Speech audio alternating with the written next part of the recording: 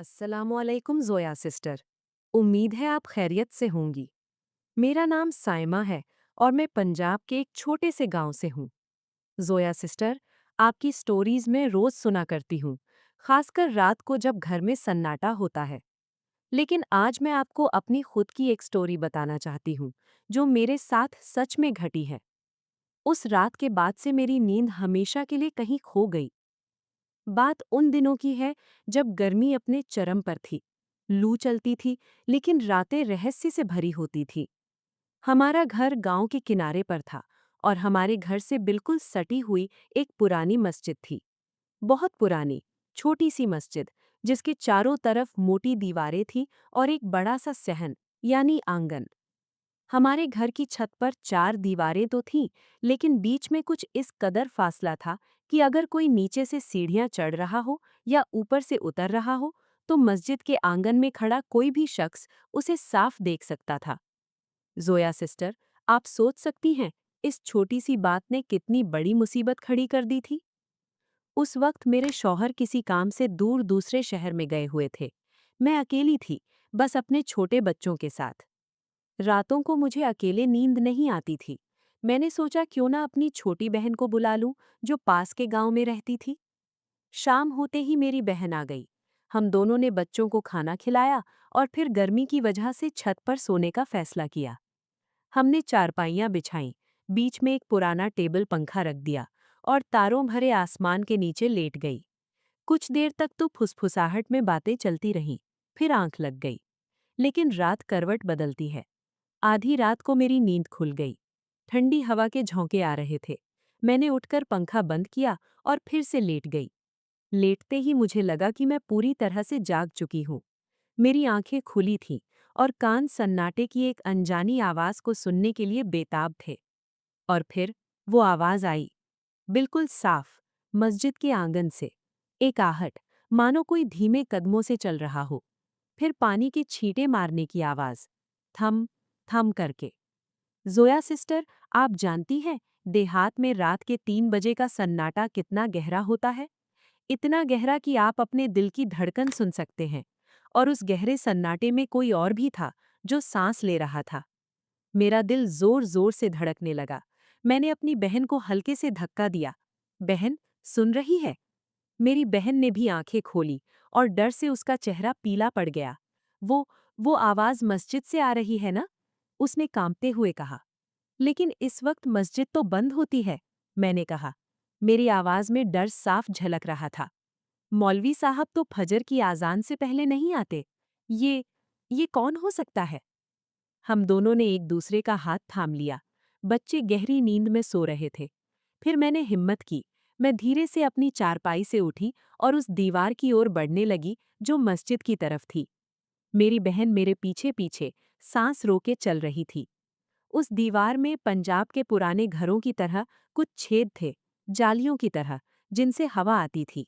मैंने उनमें से एक छेद से झांका। नज़ारा ऐसा था मानो किसी ने सन्नाटे में जान डाल दी हो। नीचे मस्जिद के आंगन में एक शख्स खड़ा था, लेकिन वो शख्स किसी आम इंसान की तरह नहीं लग रहा था। उसका कद इतना लंबा था कि मुझे लगा जैसे वो छत को छू लेगा। उसने एक लंबा सफ़ेद कुर्ता पहना हुआ था, जो अंधेरे में चांदनी की तरह चमक रहा था। वो शख्स वज़ू के हौज़ के पास गया। उसने आहिस्ता से, बड़े एहतियात से वज़ू करना शुरू किया। पानी की बूंदें उसके हाथों से टपकती और ज़मीन पर गिरकर भी आवाज़ नहीं करती थीं। ऐसा लगता था कि वो पानी भी उससे डर रहा हो। फिर उसने नमाज पढ़ी। वो नमाज इतनी खूबसूरत और इतनी गहरी थी कि मेरी सांसें थम गई। उसके हर रुकू, हर सजदे में एक अलग ही दुनिया बसी हुई थी। क्या वो कोई इंसान था या कोई और ही हस्ती? नमाज के बाद वो शख्स उठा। उसके हाथ में एक तस्बीह थी। वो आंगन में धीरे धीरे टहलने लगा। तस्बीह के दाने उसकी उंगलियों के बीच से गुजर रहे थे और हर दाने की आवाज टक टक सन्नाटे में किसी खतरे की घंटी की तरह गूंज रही थी। मैं और मेरी बहन दोनों सांस रोके वो मंजर देख रहे थे। हमारे शरीर में खून नहीं, बल्कि बर्फ दौड़ रही थी। फिर जो हुआ, उसने तो होश उड़ा दिए। वो शख्स टहलते टहलते आंगन के कोने में लगे एक बहुत पुराने बेरी के दरख्त के पास गया। उसने एक पल के लिए ऊपर देखा और फिर वो उस दरख्त पर चढ़ने लगा। वो चढ़ रहा था और चढ़ रहा था, और फिर जैसे ही वो सबसे ऊपरी शाखा तक पहुंचा, वो बस गायब हो गया। बस, जैसे कभी था ही नहीं। पेड़ की पत्तियां भी नहीं हिली, वो बस धुआं हो गया। मेरी बहन मेरे कंधे से लिपट गई, उसकी सिसकियां निकल रही थीं। बहन, हमें यहां से निकलना होगा, अभी। लेकिन मेरा दिमाग एक ही बात सोच रहा था। वो सीढ़ियां जो नीचे उतरती थी और जिन्हें मस्जिद के आंगन से साफ देखा जा सकता था। अगर वो शख्स वापस आ गया, अगर वो कहीं आसपास ही हो, तो वो हमें नीचे उतरते देख लेगा। वो हमें देख लेगा, और फिर क्या होगा? मैंने अपनी बहन से ये बात फुसफुसा कर कही। अब वो और भी ज्यादा डर गई थी। फिर भी हमारे पास कोई चारा नहीं था।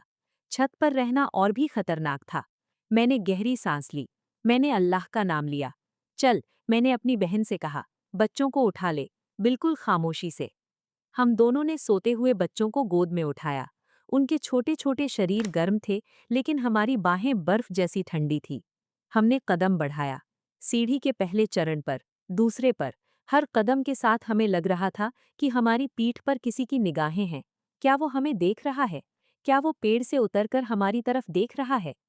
हमारे कान सिर्फ अपनी ही कदमों की आवाज सुन रहे थे, लेकिन हमारा दिमाग उन हजारों आवाजों से भरा हुआ था जो नहीं आ रही थीं। तीसरा चरण, चौथा चरण। मुझे लगा जैसे सीढ़ियां तभी खत्म नहीं होंगी। मेरी बहन की सांसें तेज हो रही थीं, डर की वजह से। बस, चुप रह, मैंने कहा। आखिरकार हम नीचे पहुंच गए। मैंने बिना एक पल गवाए दरवाजा खोला, अंदर घुसी और जोर से दरवाजा बंद करके कुंडी लगा दी। मेरी बहन ने भी बच्चे को चारपाई कर लिटा दिया और एक कोने में दुबक कर बैठ गई। सारी रात हम दोनों उसी कमरे में बिना बत्ती जलाए सहमे हुए बैठे रहे। कभी खिड़की से झांकते, कभी एक दूसरे का हाथ थाम लेते। हमें हर आवाज पर लगता कि कोई दरवाजा खटखटा रहा है। लेकिन सुबह हो गई, और सुबह की पहली किरण ने हमारी रात के अंधेरे को तो दूर किया, लेकिन हमारे दिलों में बैठा खौफ नहीं हटा। सुबह होते ही मैंने अपने भाई को बुला लिया। मैंने उसे सारी बात बताई, हर छोटी बड़ी डिटेल के साथ। मेरा भाई पहले तो हंसा, लेकिन फिर मेरे चेहरे पर छाई खौफ की स्याही देखकर वो गंभीर हो गया। वो सीधा गांव के बुजुर्ग मौलवी साहब के पास गया और उन्हें सारा माजरा बताया। मौलवी साहब ने बहुत देर तक सुना, फिर अपनी दाढ़ी पर हाथ फेरा और बोले, बेटा, डरने की कोई बात नहीं। ये कोई शैतान या भूत प्रेत नहीं था। उन्होंने आगे कहा, हमारी इस मस्जिद में सदियों से कुछ नेक जिन्नात भी इबादत के लिए आते हैं। वो रात के सन्नाटे में जब दुनिया सो जाती है, अपने अल्लाह के सामने सजदा करते हैं। ये उनमें से कोई था। वो अल्लाह का बहुत करीबी बंदा था। तुमने उसे देखा, वो वजू कर रहा था, नमाज पढ़ रहा था। इससे बड़ी बरकत और क्या होगी? जोया सिस्टर, मौलवी साहब ने कहा कि कभी-कभी हम जिससे डरते हैं, वो दरअसल रहमत का पैगाम होता है। लेकिन इंसानी दिल तो इंसानी दिल है। मैंने मौलवी साहब की बात मान ली, लेकिन मेरा दिल नहीं माना। उस रात की वो तस्वीर, वो लंबा कद, वो पेड़ पर गायब होता हुआ शख्स मेरी आंखों में बस गया था। वो घर जो कभी मेरा अपना था, अब मुझे एक अजनबी, एक डरावनी जगह लगने लगा था। अपनी ही छत पर पराया हो जाना सबसे बड़ा सन्नाटा है। कुछ ही दिनों में मैंने वो घर छोड़ दिया। मैं अपने बच्चों को लेकर अपने मायके चली गई और फिर कभी वापस नहीं लौटी। वो घर आज भी उस गांव में खाली पड़ा है, उस पुरानी मस्जिद के साथ।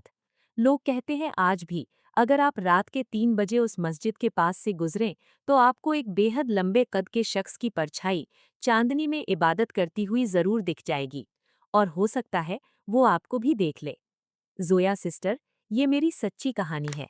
अगर आपको लगे कि मेरी स्टोरी आपके चैनल पर शेयर करने के काबिल है, तो ज़रूर शेयर कीजिएगा। अल्लाह हाफ़िज़।